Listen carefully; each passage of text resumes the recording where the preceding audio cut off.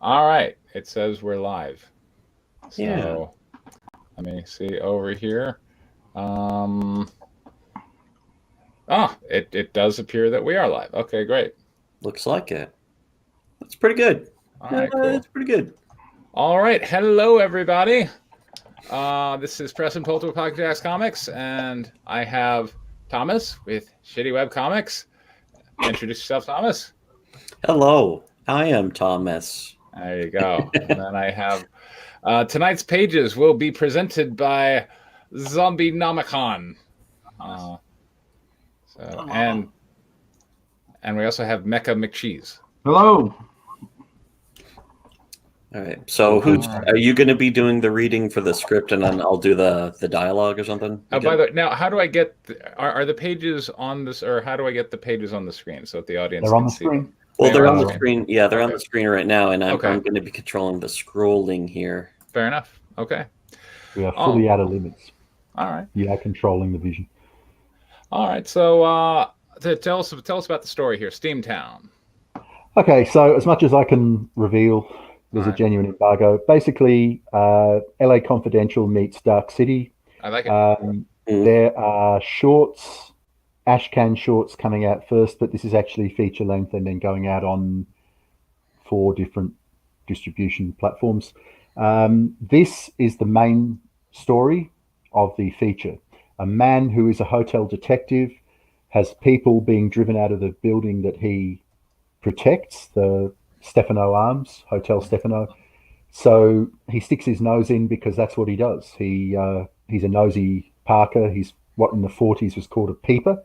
The world is a combination of wartime 1940s film noir, but with some modern technology. And the social system is based on Dark Age Anglo-Saxon England. So it's 1940s, which already had quite harsh law, but the law in this world is that anybody with 2 names is a free man. He can do violence to anyone with 1 name of either sex. Someone with 3 names and above is a noble, and they can do violence to anybody below them. And the only way you can rise or be protected is to work for somebody with more names than you or marry them. A caste system, if you will. Well, it's just the system of Anglo-Saxon England, which is somewhat caste-oriented. Not rigid, though, because it was a meritocracy for both sexes. Awesome. All right, let's get started. All right, so how are we going to do the reading? However you want to. All right, well, Zombie, you assign the parts. Who reads what?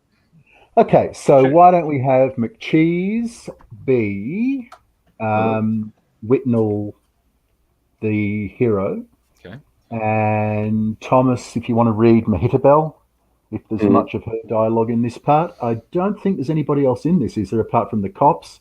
Preston, you be the Get Right, that's the senior detective, and I'll do the junior detective. How about that? All right, and who's doing narration? Why don't you? It's your strength, so why don't you do the narration as well, Preston? How about that? So I'm doing the narrator and which other part? Do good. He's the junior cop at the end. Okay. All right. Scene 1, process. By the way, what does that mean? Process. What do we? Process shot kind of thing. Okay. Yeah, it's a process shot using special effects, green screen, and stop motion combined. So it will never exist until it says a process shot, like a title insert type thing. So it's never going to be an organic shot with actors. All right, fair enough. All right, overview of Steamtown showing the Axis Box Factory. A wind is blowing newspapers or leaflets around. Our view is interrupted as the front page of a newspaper sweeps past. The Dead Walk. Scene 2, interior day, apartment of Mehitabel. We see over the shoulder of a man reading the interior pages of a newspaper. If the tent is able to be made out, we would see it is a story about an outbreak of violence by drug addicts who are consuming a new form of bath salts called Turkish Delight.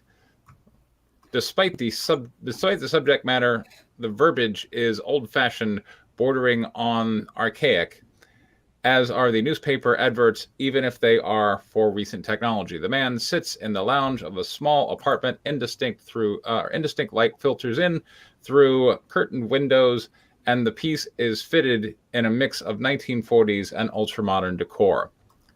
White nail. McCheese, you're Whitnell. Whitnell. Murder's a sordid thing.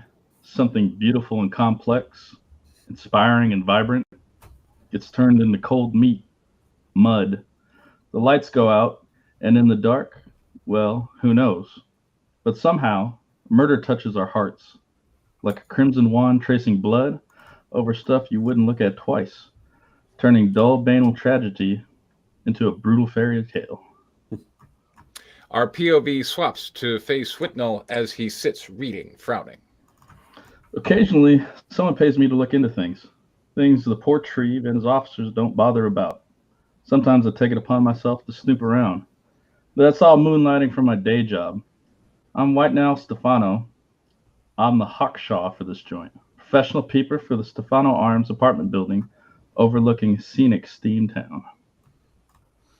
Scene 3, interior day, apartment of Mehitabel, same time. There is a faint rustle of cloth and around and the sound of a door closing softly. A very beautiful woman, Deshabaville, moves into Deshabille. So her sheet is just artfully drifting off a 1940s film style. Okay. A very beautiful woman, Deshabille, moves into view in a doorway. Our initial view is of her from behind. Whitnell looks up from his newspaper, and we see he is surprised and appreciative. I'm glad I always get to be the girl in these, by the way. But Mehitabel says, coming back to bed? Whitnell, if only I could. I need to get back to work. The owners never check on you. You're the boss of this building, more or less. Why don't you give yourself the day off? Hey, Mehitabel, you know I'd love that, but let's put our feet back on the ground. Come back to reality. All it takes is one grumpy old fuddy-duddy housewoman seeing me commuting to and from your apartment. Too often I'm out of a job. They'd take my surname from me and back I'd go to the ranks of the thralls, only with a black mark next to my name. I doubt you'd find me half so attractive if I was a daily slob queuing up for my soma. I'd still go for you. The insincerity in her voice is patent. Oh boy. Sure you would, princess. Sure you would. I wouldn't even go for me if I was back in the thraldom. I'm a thrall. I got no surname. You're saying I'm no good? Don't snap your cat, Mehitabel. You know I'm sweet on you. And anyway, you got a job, you got a purpose, and so do I. You're a hotel hawkshaw, Whitnell, not the chief sheriff of Steamtown. Flatterer. You said be real. I'm going to keep it real. Or I'm keeping it real. You moved up, made good, got a surname. You aren't going to get any higher, but you still got it made. It entitles you to live a little. Sure it does, baby. Sure it does. And I do have some laughs. I'm here, aren't I? But I have responsibilities too. You know that. Sigh. You're not the sheriff of Steamtown, Whitnell. I know. Poor Treve runs the sheriffs, but the sheriffs only look out for the Thanes and the rest of the guys who run the joint. The crooks, the cops, and the big rich. And you're here to save the rest of us, eh? Ooh, my hero. Mehitabel drops the sheets still partially covering her. Last chance. Oh, that's me. Oh, Last dude, chance, sorry. come back to bed. Close up on Whitnell's face, he smiles. Scene 4, exterior day, Steamtown, Shingle Street. Yeah. Whitnell is walking away from the Stefano Arms apartment building. He stops and looks up at the Axis bomb factory. Box factory. Box. Sorry. It's Axis, right? I'm used to Axis bombs. Right? Thinking of Axis bombs all the time. All the time.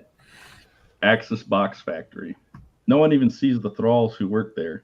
They have a lot of machinery inside. They got a special exemption from the poor Treve for it. Otherwise, there'd be even more thralls toiling each day. Must be stuff going on inside that humans can't do without machine help. Whitnell walks on. He is accosted on the street. I'll do Forrest, may as well. Okay. Whitnell, what do you know? I was coming to ask you the same thing, Forrest. How's tricks? Bad, real bad, Whitnell. These bath salts killers. I don't know what to tell you. Poor Treve problems. Sure, poultry problems. What do you need, Whitnell? Me? There's been some Thane action in my building. No kidding. No kidding. Some Thane is sending in heavies, trying to get the Franklins to sell up, strong-arming thralls to relocate. If they're pushing thralls out, don't that mean you can follow them and see which building they're getting pushed into? That'd tell you which Thane is doing it. They aren't getting pushed anywhere else. They're getting pushed out on the streets, up beyond the tree line. But that don't make no sense. We'd a herd. We'd a wealth for all of the Thanes. You see the problem. Whichever Thane's doing this, something else is going on. Something they need a big empty building for. I'm on it. Gee, this is a big one, huh, Whitnell? This ain't no Penny Auntie Franklin divorce or nothing. This is a big one. So remember, Forrest, people are pretty happy to plug someone over a divorce. They'll be 100 times more trigger happy if they got a Thane back in their place. I get you. Be seeing you, Whitnell. Be seeing you. Pan to show a well-dressed woman in a red dress watching Whitnell from the corner of a nearby building. Her eyes are behind needless sunglasses, her expression obscure. Scene 5, exterior, day, Steamtown, dockside, later, afternoon light. Forrest is talking to a thrall family. They all have their worldly goods with them. They are one of the displaced families from the Stefano Arms. Am I the wife? Whoever you like. Okay. I think it's quite shameful. We've loyally served House Stefano our whole lives, and when it came time for them to shield us, they've done nothing. We were bullied out of our apartment. Now, dear, please don't make more trouble. I sent a telegram to House Stefano about it. They told you not to. Oh, what have you done? Listen, the hotel peeper, your man Whitnell Stefano, he's on the job now, see? He's going to make a full report to the Stefanos. They've got to listen if a free man says something, especially their man in the building. Will that get us back home? Sure, I guess. He's looking at it all right now. So these fellas who got you out, what were they like? And aren't you also husband? Will somebody else do it then? In a word, weird, brother. Weird, strange cats. Thralls? No, they all called each other Mister, so they had surnames. We never got their personal names. But they must have had some thralls with them, right? As muscle? They didn't need any extra muscles. Wait, you telling me whoever Disdain is, he sent in an army of knights? No levy? No levy I saw, no thralls. Just the armed Franklins. But yeah, you're right. They were offering violence. That makes them knights, at least. The man seems to finally realize something. Oh, Lord, of course, they must have been. Come on, honey, let's get out of here. The family hustles off. Wait, before you go, what were these fellas like? How did they look? You better pray you never find out, friend, but you'll know them if you see them. Scene 6, exterior night, Steamtown, shopside, later, early evening. Whitnell is standing drinking a takeaway coffee. Two men in suits walk up. Whitnell finishes the coffee in a gulp and tosses the paper cup. So whoever you like, do it. Can't stay out of trouble, can you, Whitnell? I could do. Yeah, do it. You've cooked yourself this time, Thrall. I've got two names, just like you and your boss, Wenders. You watch your mouth. Keep it up, smart guy. See where you end up. We need to have a chat, Mr. Stefano. Mr. Stefano? Bradford, what is this? Is it formal? That's up to you, Whitnell. You can make it formal, or I can buy you another cup of joe, and we can have a chat out here somewhere. Run him in, boss. We shouldn't waste time on some jumped-up thrall. That's enough. Dugan Winders, you're a veteran yourself, but you don't seem to know how Whitnell here earned his surname. It wasn't by carrying towels around a hotel. He's a veteran, too, of the marine assault on Sharkport.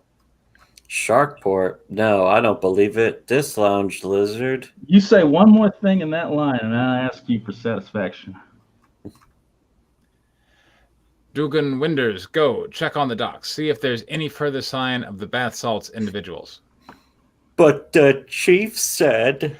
You, a Dugan, are trying to remind me, a Gendrit, of what our liege lord said. Is that right? But no, sire. Of course not, sire. Do a circuit on the docks, Duguid. Take your time. Scene 7, exterior night. Steamtown, shopside, later evening. Whitnell and Bradford are in an alley. Bradford is smoking as they are talking. You've got that forest thrall running around asking questions about the free men who've moved people on from your building. You're well informed. I am about all sorts of things. Is here where you tell me to lay off looking into the building hustle? When should I do that? Before or after these gorillas knock on my door? They can't do that, and you know it. You've got 2 names, same as them. The only time they'll come knocking on your door is with gats in their hands. Thanks for the pep talk. Why are you looking into it? Does it matter to you who you share your building with, thralls or thralls? Remember, I'm not like you, Bradford. I was a thrall until the war, bottom rung of society, and no good job ever in my life. Just toil. I hit it lucky and got given a surname because I happened to save the life of a Thane's son. The gods always reward talent. You have got a surname one way or another, but I want to know something. Free man to free man. Did your Thane tell you to look into what's going on in the building? Maybe he did. Maybe he didn't. If he did, maybe he also told me not to tell anyone about it. Listen to me, you pig-headed pepper or peeper. Peeper. Yeah, peeper. This is important. Are you acting under orders from a Thane or not? Tell me why, and I'll give you the hot tip. Straight. It's obvious Bradford struggles to decide something before answering. And that's it. And that's it. All right. Just so it isn't completely uncomic related, this will actually be a graphic novel of a very unusual 3-dimensional kind. So 3D graphic novel. It's like a Yes, hologram. no, it isn't. I mean literally 3D. But anyway, that's a surprise for another month. All right. And this is also like, I mean, because it looks straight up like a screenplay, so it's turning into some kind of movie. Yeah, this is an excerpt from a feature script and just slightly reformatted so we can read it. That's all. All right. All right. So, But when I do a comic, I don't even bother. I don't really change the format. I don't do that panel stuff. Mainly because I've usually drawn my own stuff, or I send it to Sean Harrington or another artist who I give the freedom for him to do his own page layouts. My stuff. If they know, if the artist knows how to like work with a screenplay. I mean, Yeah. the screenplay, is basically, well, a comic book in a way is sort of like just storyboards for a potential screenplay sometimes. It is, and also I trust the few artists I've really used and been happy with. I trust them completely, and I'd rather that they be inspired and run with it themselves. And the comic will never be like a film or an animation, so it's far better if it diverges, really.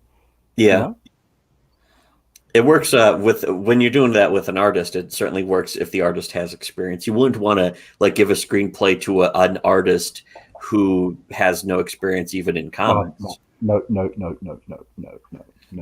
I don't do that. No. Yeah. Anyway, so there you go. all right. So, Thomas, tell us what you liked about it.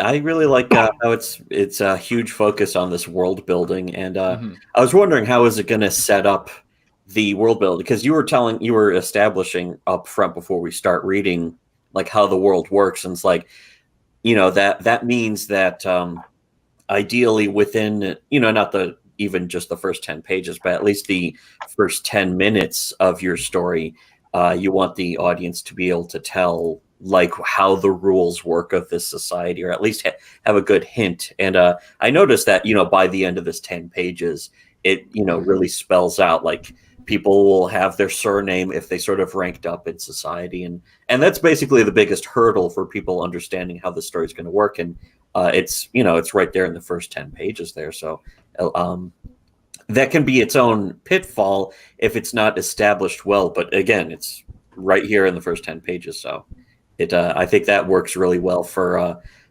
building that, and also for really owning the style, the very blatant style you're going for, and it just completely owns that. And that's always good. Yeah, I want to second that. I think it's certainly presenting an interesting world. And it is presented in terms of relationships and really atmosphere. It's certainly, you've captured the noir feel with all the dialogue. It's very dialogue heavy. There's lots of people talking, but they're saying interesting things, and they're certainly saying it in a very interesting style that certainly presents a different world. Mech McCheese, let's go with you. Yeah, so that was interesting. I guess I had a problem with the world building because when I talked to Zombie about this after I read it the first time, I was completely lost. And I understand the rank structure and some of the titles and all that was really intriguing. But within the first 10 minutes, I don't know exactly where White Nail stands in relation to anyone else.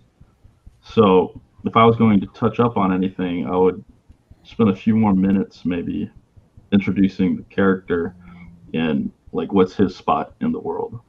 Yeah, that was also like the biggest pitfalls. Like, what is this Whitnell guy? What does he really want out of life aside from just having a second name and having a hot dame to sleep with, that kind of stuff? Like, what is he really like? What does he do aside from? I mean, he's like private detective for the hotel, basically. Why a hotel? Yeah, and why just why not a police station or something? Yeah, it sounds like yeah. There could be a lot of reasons why he's specifically here doing this specific job at this specific place. That in the audience's mind, it's like, well, why would he be here? Is there some reason, and is that going to pay off later? Or the audience almost might feel lost, like focusing on this guy without exactly knowing what motivates him right off the bat. I hope it pays off because I've deliberately used a particular film noir technique for that, but it doesn't always. But the alternative to that, though, I don't want to have the Blade Runner voiceover. Right. Like this has voiceover, but the Blade Runner voiceover that the studio forced on Ridley Scott, etc., got too ridiculous, and they even had to have the opening scroll with more text. The real thing here is that, as the story goes on, immediately after this, Forrest, his thrall that he uses as his informer, is killed and gets dragged out of the harbour. It's a film noir, so everybody sees that coming. And then he goes to have a drink and have a think at the nightclub where his thrall girlfriend sings. That's her station. That's what she does. And a man with two names propositions her, and she has no right to refuse. And so he punches out the man with two names to sort of save her. And she becomes furious at the fact that she can't save herself because she only has one name. So the social system keeps emerging in conflict like that. And why he does what he does is a second act turnaround kind of thing. So to begin with, you may even be meant to think, well, this guy's actually quite a pointless, time-wasting, self-serving sort of man. But because it's film noir style, it sort of has to be like he can't be a very unflawed hero. And if one of his flaws is that he's fairly aimless, I'm going to have to stick with that because that's just how I feel him. But definitely in revision number 5, I'll take the notes back. But I mean, if that does have payoff later too, it's. Well, I mean, you kind of need to have the opening like this if it ties into later stuff too. So, I mean, to me, I mean, I'm an approach. I approach stories one way. I've got my hammer and I'm ready to do that. So I'm like, all right. So where's the conflict? And I'm not sure what the conflict is that's going to drive the story. I mean, I think we've established our protagonist is this kind of noir, Whitnell, the noir detective, and he's kind of waxing poetic about murder, and I have a feeling there's an investigation that is pending. I'm not sure what it is, and that may be my fault. Like maybe I missed it in the dialogue, but I think like we don't have a conflict yet, and I would like to see one in the first half. Yeah, I assume that comes later, though. I mean, I'm guessing. I was tempted to give you 20 instead of 10 pages, but then we're sticking to 10 pages, so I thought no, we'll stick to 10 pages. Right. And I didn't edit it to end on a cliffhanger particularly. But he gets the warn off from the cops. He meets Mehitabel again. Little I bit mean, of, but this happens later, right? almost immediately after this, though. Oh, okay, So got it. All right, fair Yeah. enough. Okay, so page 11. they get the punch up. He defeats the other man with two names. There's a scene where he talks formally to the other people with two names, saying, because their legal system is Anglo-Saxon, there is no civil system. You have fights to settle all law cases, Right. and the criminal law is the enforcement of the will of the rulers over the ruled. Like So demanding satisfaction too is like throwing down right there to have a duel. That's right. So in a violent system like that, he has to protect his woman, and Right. she's infuriated that she's his woman. Okay. But then the soap I opera mean, is look, immediately I interrupted by Forrest getting dragged out of the water, so his thrall gets killed, and then it just rolls out of control from there. I mean, it sounds great from a purely technical, point of view. And like, look, I'm coming out of Hollywood, where like they want they want everything within the first, but like in the first 10 minutes, you should be able to know who's doing what in this story, and we're off, kind of thing. So and that's a stylistic choice. If you want to pace it slower and put the conflict, a little later, 11, 12, okay, fine. But I still like him in the first 10. That. Well, that's the sort of sharp, nailed down, very screwed tight sort of formula. That it's a formula because it works, though, because it doesn't give the audience a chance to either get too confused or bored or something with what's going on. This movie's 10 minutes and so far nothing happened. But this so far, the first 10 pages kind of looks more like the first 5 minutes or so instead of actual 10 minutes with. I think that's supposed to be a roll for like 1 page a minute or something. It depends on what's on the page. But the interesting thing is the voiceover where he talks about the Crimson Wand was originally in the first version over his thrall getting dragged out of the harbour. So it's actually got the dead body coming out of the water with the classic, there's an oh shit moment every like third beat kind of thing. So you didn't go with that for the beginning? Originally I did, but then I just thought, nah. This has got to be a slow burn. Yeah, that can be tricky because sometimes that is best to like push that off to establish that there's stakes like after you see the characters, but then if you establish that there's stakes right at the beginning, but you don't have any characters to care about, then it's like it's not really stakes. But that's like the most nebulous thing about a writer is you got this idea and you can only put it one place forever, and I always found that to be a giant nightmare as a writer. I never do that though because I write out of order. I've done that for decades now. Like I never ever write from beginning to end, and this one was really easy to write, and then I've just played around with it. And the note that I got from the main distributor, based on the ash cans that I already released and the Time Traveller series, because the Time Traveller series won a couple of head pat awards. All the other awards were for video effects and the set design of the models. So this note came back saying, we want to see the fucking models. We want to see a lot of the models. We don't want to, models sort of thing. So I swapped it out to let that process shot show Steamtown. Because remember, it says process shot. So, so I don't know. The models are meant to be one of the stars, and that's always a bit retarded because they're actually not meant to be stars. You're meant to just take it in. But whatever, man. I mean, it's going to go through God only knows how many more revisions. So it'll just keep swapping around until somebody goes stop. I got a question for you, Zombie. Yeah.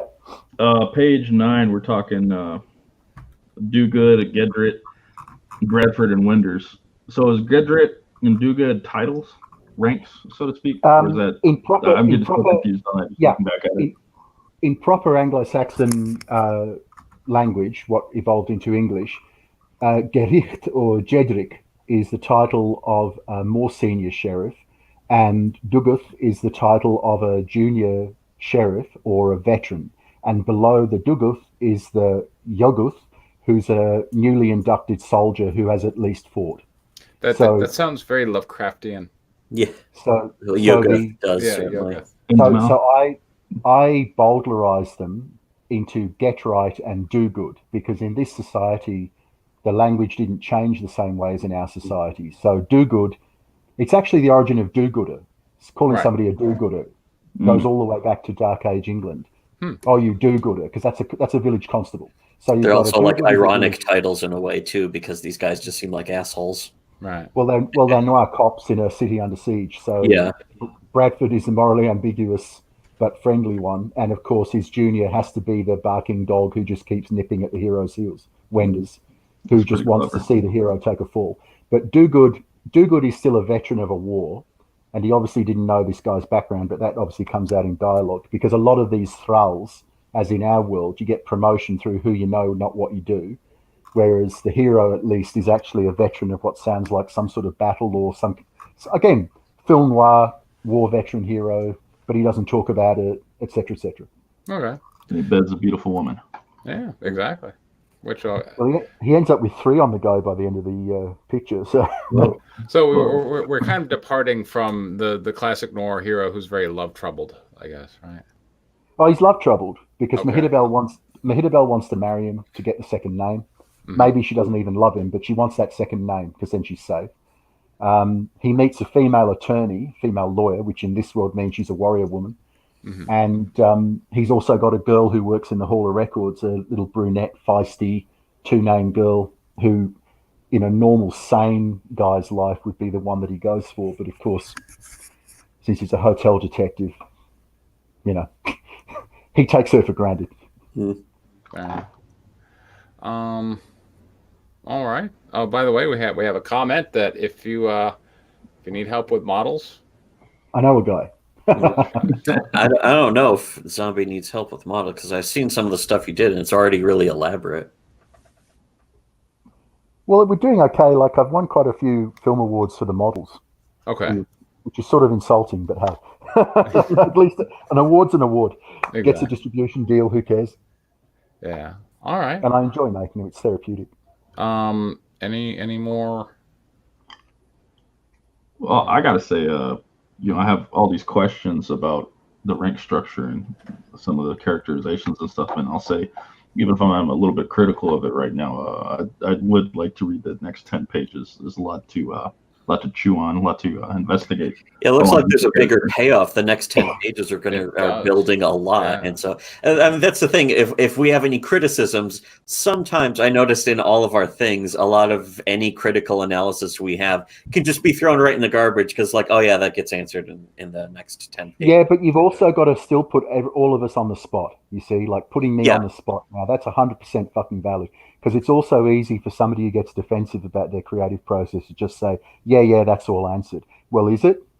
Is it, and how well is it answered to? Well, that's right. Did you show the audience or did you tell the audience? Yeah, exactly. Did you show or tell? I mean, at least if you tell the audience, but can you show them instead of telling that, that kind of stuff. And this, I can notice that you're trying to really, really hard to go for showing instead of telling whenever you can. Yeah, you've got to. At least telling. Sometimes you do have to tell, though. You just have to tell people.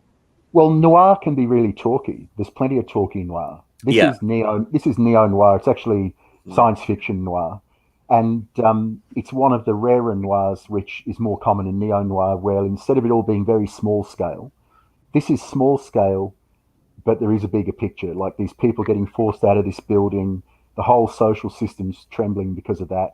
There's a lot more about, well, why isn't Stefano doing something? They've got knights. Why aren't they doing it? And so on and so forth.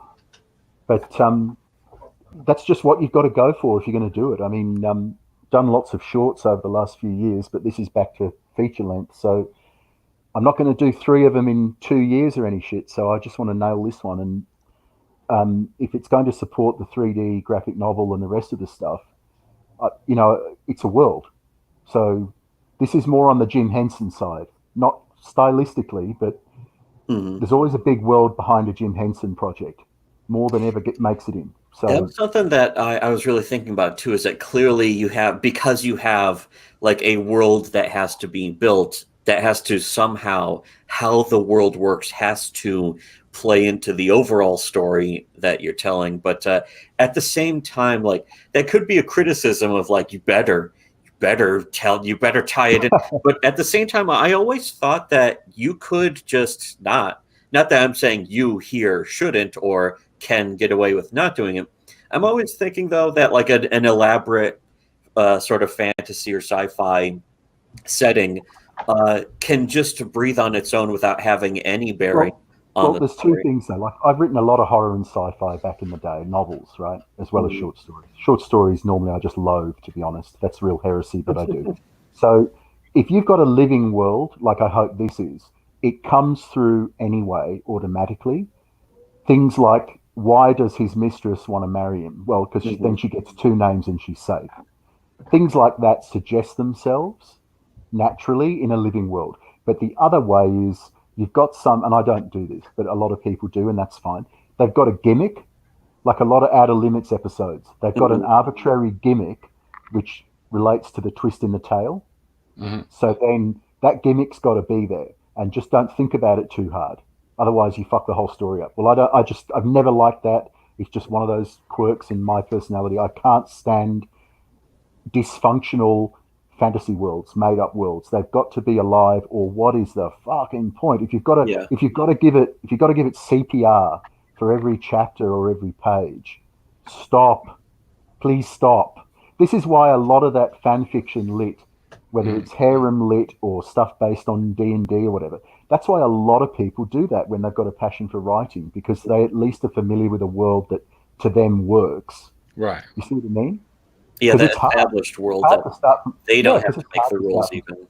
Exactly, because it's hard to start from scratch. One of the things I had to deal with in this is it's got to be 40s sensibility with modern technology and weapons to a point, but then it's an artificially technologically retarded world in some ways, and they still use long swords, long axes for some types of court case, depending on which court it's held in. So family law courts in this world are only dealt with by long axes as they were with Anglo-Saxons and so on. So that has to feed in. But then our own world has ridiculously arbitrary rules in court. So the other thing is just not to be too self-conscious. It works or it doesn't. And you pick your stylistic choice. You just got to take ownership of it. I mean, the last thing I released with the PKD brand got all 1-star reviews. I've got a funny feeling I know who gave all the 1-star reviews, but at least one of them is genuine, and they just said it's shit. It's MS Paint level animation. Okay, well, I didn't mean it to be, but if that's what they genuinely feel, so be it. You've just got to complete it and get it out there. Complete it and get it out there. That's my view anyway. Get it out. Do it. Get it out. Yeah, firing off the work is sometimes the most punishing part, because it's something that other people will just never do. They'll never make that jump in their lives because they see other people giving their stuff 1 star and saying the same thing that they would want to say, sometimes out of bitterness or whatever. They feel like they would just be so easily attacked, so they never make it. But if you want the 5 stars, you've got to accept the 1 stars. Sure. If you know that they're fake 1 stars, then fuck them. That's the end of that. And it's the same with awards. I don't enter a million festivals for stuff, but I've entered festivals on the advice of one distributor, and we've done okay.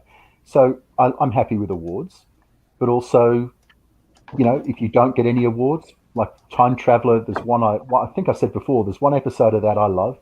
I love making the sets, love the story, everything. Hasn't won an award. People don't even like it. So be it, because other ones have won awards and stuff. So, sweet and sour, rough and smooth. It's just how it is. It's the same with Preston's comics. If, he gets accolades, he gets fake hate, he gets fake criticism. But I'm sure there's real criticism. I haven't heard a lot of it, but there's some out there. You've just got to do it, man. You just got to do it. I mean, that's the shitty thing about fake criticism, is that you really need to be able to notice the real criticism, and they'll just get washed away if somebody's just mad at you. Right. Yes, because then you miss the real note. The MS Paint animation thing I actually agree with, but that was in the director's statement anyway. The simplistic animation, blah blah blah, and it wasn't a cop out. It wasn't a cop out. I had a punishing deadline to bring them out. This one, there's no punishing deadline, and we're shooting frame by frame because it's stop motion. So, God Almighty, is that going to take a long time? horrible, horrible long time. But so be I it. like this comment by Kevin Strange says, I've been masked 1-starred. I've also gotten plenty of phony 5-stars from writers Yes. trying to suck up and get it published Yes, when I owned a small press. yes. The phony 5-stars are certainly preferable. Well, I mean, Yeah. actually, though, no, because when people actually read your work and they think, yeah, that was solid, I like that, I'd give it 3. Right.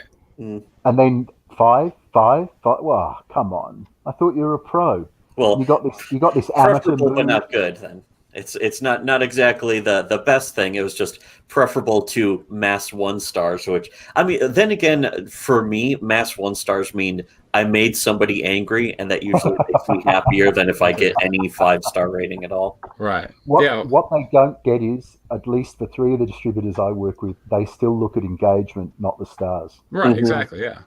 Yeah. So when that counter's going up, you've got heat in quotes. Tommy Wiseau, or Wiseau, however you pronounce it. Yeah. Why so? Wiseau, he's got a shit ton of engagement. He's got a shit ton of heat. He's got guest star spots if he wants them. That actually works for him massively, and that's something I think a lot of people don't understand when they're like, "Ooh, I'm going to downvote you." That'll show you, and it's like, well, I'm still getting attention. You're going to go into my blank stream where I'm going to just stream like a black square for 3 hours. Yeah. Well, Preston Poulter is an example of this now. Mm-hmm. Oh, I hate that guy. No, you don't really. Someone else has told you to. But the thing is, what's that guy's name again? What's that name you keep typing on Twitter all day that you didn't used to type? That guy that you don't like. There was a message yesterday on Twitter that I retweeted and said, "Way to self-own, sir," which was, "You're not gaining popularity. I've never heard of you before." I'm like, what? Well, how are you here? I haven't heard of you, person I have heard of now. The best one's still Dr. Doom, though. If that isn't a real, Well, I love how in that presentation of that, Dr. Doom is somehow just being calmly rational, and that's the most horrific evil. Why is that so evil to some people? So frightening and terrifying. And villainous to some people to be just rational and confrontational. Exactly. I don't get that. I don't get it. Well, I do get that. They don't get that. Yeah. All right. Well, anything else? No. Let's leave. Okay. All right. So next week I'm going to. That was a good show, though. Another interesting script, interesting story. So for everybody who's listening, we're putting together a writers group. This is actually our 3rd. The other 2 are on the SWC channel, right? Yeah. Okay. In fact, I might maybe if I can download this off of your channel, just to mirror it on mine, if that's okay. Sure, fine with me. Yeah. Copy striking. There you go. Fuck that motherfucker up. Okay, and so next week, will be me presenting more pages from Guinevere issue 3. More Guinevere. What is that? The next issue from the last one? That is the next issue. And so you finished the last one after we talked about it. Good. No, last time was Guinevere issue 3. Right now, I'm about to launch the campaign for issue 2, but issue 2 was already written, done, all that good jazz. So yeah, I'm just glad that Ethan told you how to do it because Oh, I know. Thank God. Anyway. It's like learning how to crowdfund. You can really only learn that from one person. Only one person knows all the secrets. Exactly. So next week, around this time, we meet on Wednesday evenings so far, I think. Pretty much. That seems to be what we do. Yeah, Wednesday evening will be on the SWC channel. I will be presenting pages from Guinevere issue 3. And I'm pretty close to signing a deal with Absolute, at which point Guinevere is going to be in the shared universe with White Widow. And he sent me over, so some of that. So, I mean, it's good that I was kind of lazy in terms of getting the rest of the story written. I had kind of ideas where I was going to go, but now, I would have had to revise them anyway. So procrastination pays. What can I say? No. That's good. Yeah. That is good. Well, what a wonderful stream. What a wonderful little gathering we have. It has so much value to writing. Writing really doesn't get covered, especially comic writing. No, People tend not to even talk about it or discuss why there's so many aspects to it that can be improved. Some people just think, just put down some pages and dialogue there, I'm done. People only focus on the art. Which is a mistake. Yeah. huge. No matter how good the art is, it is a mistake. Mm-hmm. I know, and I know I'm saying that as primarily a writer or whatever, but it's a mistake. It's no different when you make models for 3D animation and stop motion. You can find the master of crowdfunding on Mount Everest. Yeah. Yes, I can't saw believe that. he climbed Mount Everest, but for what reason? Yes. Turned into that sort of stream. Anyway, and hey, we have a fan of comics related things. I'm glad And Joe likes it. This is I like still comics open for new writers, right? New writers can come into the store, right? Right. Well, I mean, Yeah. yes, and if somebody wants to, I mean, the idea here, by the way, is that other people, because I'm sure there are people out there who have writing ideas, and if you want to come on and present your 10 pages one week, then we'll make a slot for you. So just let me know. Well, And we hopefully we're not don't go assholes. unfair too. By the way, we I make don't sure to think be fair. Yeah. Yeah. I think so. I think we're fair. I mean, but then of course we're bound to say we're fair, aren't we? But I mean, yeah, I want to have a stranger come on, and we'll see how they feel about us savaging, horribly savaging. Yeah, and by the way, you should be prepared to present this beautiful, darling baby and have us go, it's fucking ugly, but it's gonna happen. Jeff Babe is ugly. Yeah.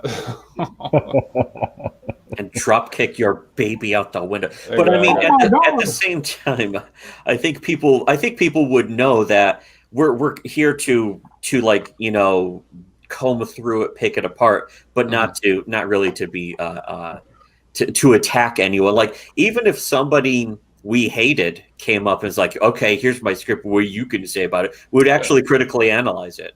Yeah, of course. But I don't really hate most of them, even the people who declared war. A couple of them, yeah. Right. A couple of them, yes. The rest of them, and neither of those two egotistical crooks would even bother. But the rest of them, sorry for them, if anything. there's an element of pity, but not much, because I don't believe in pity. Pity is the worst thing you can give a person, so there's that. Of course, because it's contempt. But Yes. the rest of them, 99% of the things I've seen, they all need help with writing and editing. They really do. They honestly do. Desperately, yes. And I'm saying that as a professional writer. I'm not saying that to be an asshole. They need an absolute load of help, and they need to break down their writing and think. And that's not that hard if you've got other people working. It doesn't matter how clever you are. You could have a 300 IQ. There's four people with 100 IQ. That's 400 IQ points right there. And also extra viewpoints can solve a lot more stuff than just high IQ. High IQ people who write tend to be the worst, most offensive people of all because they're very arrogant. So you've got to step in the ring. You've got to step in the ring. They're trying to think too far ahead of the audience, so the audience will easily get lost. A lot of writers are like, "Oh, I'm so smart. Let's dare you to keep up with my story." But what happens? I mean, I remember with my first wife, both very clever people, and this, writer, author. Oh, I'll read you something. Oh, you'll never get the twist, he said foolishly. He's reading for less than a minute, and it was literally like the Bender joke in Futurama. We both just, we know what the twist is. And he's like, oh, I don't think so. Yeah, we know what the twist is. Oh, well, why don't you tell everyone then? So we did, and we guessed the twist. It's like, you remember The Village, the film The Village? Oh, yeah. Oh, God. We were one of the worst twists ever. Well, we were in the cinema watching the trailer for that with that idiot and three others, and they were like watching it. I think the trailer had been going. It was just from the mise en scène. We guessed what it was from a few seconds of the film. Just like from the vibe trailer of the can't trailer. even help because it looks like people in costume. It's like, oh, those are before you see them though. Yeah. Right? I mean, I run the outer limits. Hints and flashes of them. Yeah, But it's like the whole atmosphere of it. Just so it's like film noir, like this. Oh, I wonder what the twist is in film noir. Well, I don't know. There's only one twist, so take a guess. Yeah. But the point is, it's like murder. Somebody, his friend did it. There, that's the twist. Well, the twist for that movie was Shyamalan's career afterwards. Yeah, that was one hell of a twist. It was like a U-turn twist there. I've had a well-cooked steak, so now I'm not going to eat steak anymore. It's kind of, that's what writing is like: delivering something they want to consume. And if the point is to surprise them, you need to do it like a professional writer, not just think that your gimmick is the first time anybody's thought up the gimmick, because all the way back to ancient Egypt. It's the same story beats. There's even advice to ancient Egyptian scribes writing stories for entertainment to be read aloud. What Preston said today about my script, they actually say that in there. Do not make people listening wait too long before you get to the first time that something happens. Make sure that something happens quickly. You will not get a reward if you make them wait too long.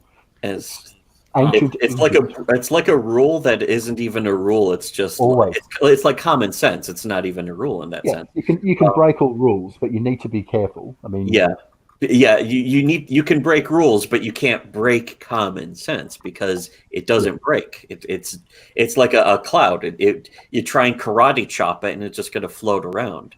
But it will always be there. Somebody also was mentioning about world building, that you can't let world building take over your story. Your story still has to be a story, and I always thought that was a really good point too. Because I've seen people try to focus so much on world building that they're like then the leaders are like this and this guy and run by this and the ancient dragons, and then all of a sudden no story is being told. That Duraken project is like that. Yeah, I wouldn't know. Be nasty. It's all like in the world. And I mean the thing is that a writing podcast I listened to once pointed out that the Star Wars universe is vast, but when A New Hope was written, the Star Wars universe was the Death Star, Alderaan, and Tatooine. Yeah, Tatooine and Yavin. That was it. But if George Lucas had really sat down and envisioned all that universe, the story of Star Wars, The New Hope, would be very different, because you don't want to create this world and then not use it. Yeah, and so it wouldn't even be told at some point. It would just stall out. It would stall itself under its own weight. And that's, again, you have to focus on telling a story first, and the world building has to be around, but you don't really even have to focus on it or make it up front. You can sort of do world building as you go, and that's probably one of the best ways to. And in my opinion, that's the best way. So, I mean, you can't make your world too alien either, with a bunch of made up words and vernacular that no one else would understand. Yeah, you don't want to throw the audience off with a lot of jargon that they would have to learn. If you throw in a little jargon and introduce them gradually to how that works, then you're like, okay, I know how this. I know what the Force is. I know what the lightsaber is. Just piece by piece, it's nice. And someone said, invite Wegner. I again wouldn't be against that, and we would completely be capable of being fair too. I know. He's just got to promise. He's just got to promise not to bring his brother with 3 fingers and the giant guy with the bow, and not to attack any hikers and eat them. That's it. Yeah. If he's wrong, turn 7. Yeah, but so Exact Change wants to know what I guess we have a novel. So I don't know what to do with it. I don't know about that. That would be harder. That would be a lot harder. You just got to present a chapter of a novel. It's the only way. As long as it's not any longer to read than like 10 pages of a comic. I mean, 10 pages would be about a chapter. Yeah. What the hell are you doing with long chapters beyond that, unless you've already written 100 books? Would be my question. Right. Especially for the beginning. I mean, I don't know if in my opinion, I want this writers group to be focused on comics and screen. So. Yeah, well, How about this? This has been done before. Sure. Adapt your novel, pick a chapter or pick a summary, Exact Change only, and turn that into either filming or some sort of screen type script, or into comic format. So, because if you can't visualize your knowledge, if you can't visualize your novel to that extent, your novel's in trouble already. Yeah, and usually I can't imagine even the shittiest novel in the world having that kind of trouble either. I think even like the worst novel could visualize into a comic book somehow. I mean, that's up to the writer, and I think that. Well, he's saying no problem. I was curious. I'll reformat. So there you go. Yeah. Exact Change only. Come on down. You can use the Meg from Mike Miller for kind of like a blue book. Oh boy. Awesome. Oh yeah, that's right. Just work in reverse. You go from a wonderful classic movie to a spin-off comic book. Everyone loves spin-off tie-in comic books, don't they? All right. So I think that wraps us up for this week. For this week, we still don't have a name for this segment or series or whatever. Yeah, it's just like writers chat. Yeah, Writer's Circle's great because you can abbreviate it to WC, and I don't think anybody uses that. yeah, no one uses WC. In fact, we should put little, like the people who want to come on and write, they should put little WC hashtags on their Twitter profiles. Or an emoji. There's a WC emoji. Yeah, we should use that. Yeah, although it means toilet, but I mean, it says WC. yeah, I don't think anyone's going to notice the difference. That, That's not shitty. That's just good self-deprecating humor for writers, anyway. Yeah, it's funny. It's comedic. I mean, although it's positive. It's happy. Although when you're self-deprecating, sometimes people take it completely literally. Speaking of literally, you can check out literally on Comixology. Apparently, I got a sort of a plug on Dick Masterson's show a couple days ago too. Do you have a Patreon by any chance? I do. Patreon.com/smuglaily, LAILY, by the way. Awesome. Very easy to find. Okay. So next Wednesday, then? Next Wednesday, I will be presenting Guinevere issue 3. So 10 pages from that. And I encourage everyone to back White Lily 4, currently on Indiegogo. So there, I guess. Anyone else plugging stuff? Nope. Specific things? No? All right, yeah. Just distribution deal. My plugging days are long over. So. Oh, that's good. That is good. Other good things are happening behind the scenes, unrelated to any of this too, I guess. But that's not what these videos. No. Yeah. We'll get into that later on. All right. Awesome. Thank you so much, everyone, for dropping in. See you next week. Bye. Bye. Bye. Bye. Bye.